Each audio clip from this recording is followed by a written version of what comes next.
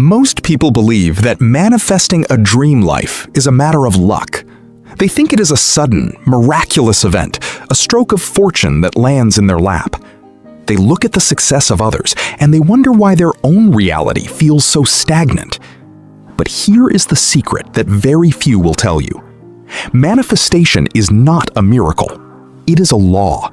It is governed by the same consistency that governs the physical world.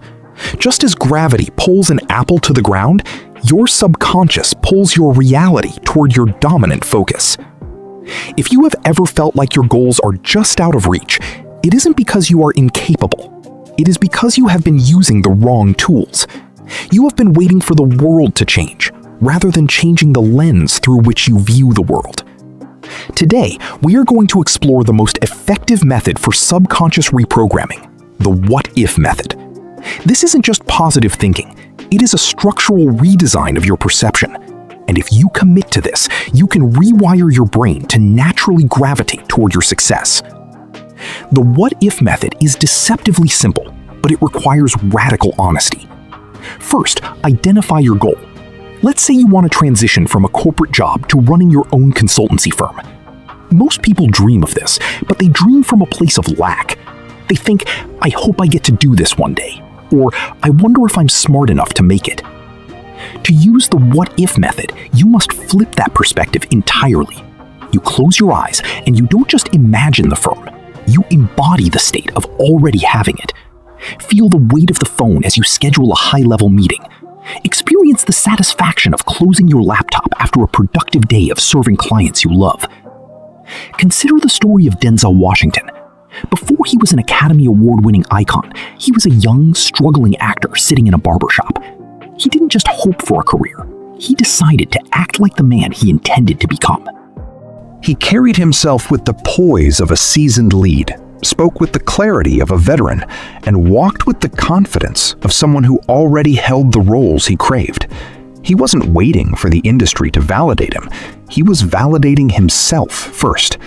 By embodying that identity long before the spotlight found him, he made his eventual success feel not like a surprise, but like an inevitability. He was anchoring his subconscious to a new, permanent reality. But here is the catch. That visualization is not the technique. It is merely the preparation. The real work begins when you open your eyes. You must walk through the rest of your day, talking to friends, brushing your teeth, doing your current job, as the person who already owns that consultancy or holds that status. This is the what-if state. By acting as if it is true, you force your brain to scan your environment for opportunities that align with that new reality. This is what psychologists call the reticular activating system. It is a bundle of nerves at your brainstem that filters out millions of bits of data every second. When you decide to act as your future self, you are essentially programming your brain to prioritize information that helps you reach that goal. Suddenly, you notice a networking event you would have ignored, or you strike up a conversation with someone who becomes a key mentor. It will be difficult at first. Your brain is wired for efficiency, and it loves its old, familiar patterns. You will forget. You will slip back into old habits, old anxieties, and old limitations. That is perfectly normal. The challenge is not perfection. The challenge is returning.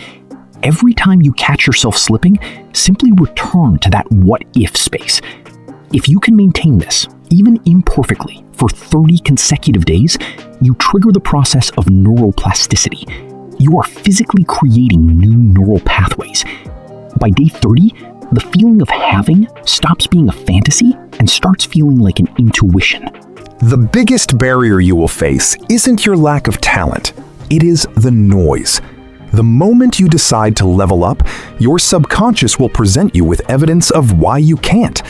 Think of your goal as a massive stone monument, and your focus as a hammer. You are tasked with breaking this stone. You strike once, nothing happens. You strike twice, no visible crack. Most people stop here. They listen to the inner voice of doubt that says, "See, nothing is happening. This doesn't work." But the top 5% of achievers understand a fundamental truth. If you strike a rock with enough consistency, it will break. It is not a matter of if, but when. Think of J.K. Rowling, who was rejected by 12 different publishers.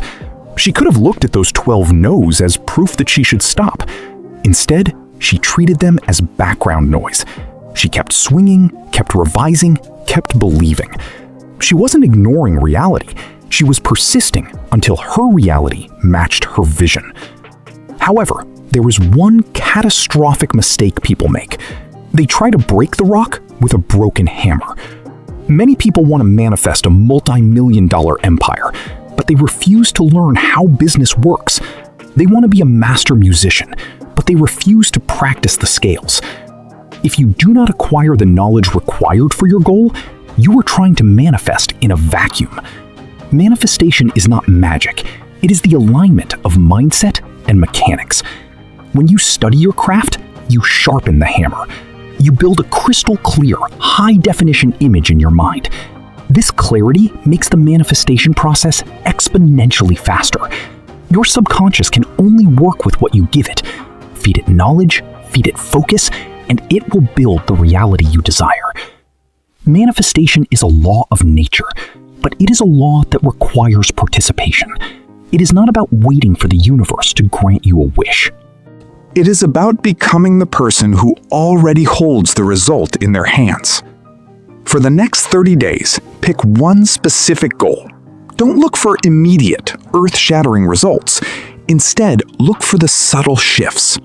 Look for the way your confidence changes in a meeting. Look for the coincidences that seem to bring you closer to your goal. Stay consistent. Keep hitting the rock. Keep learning.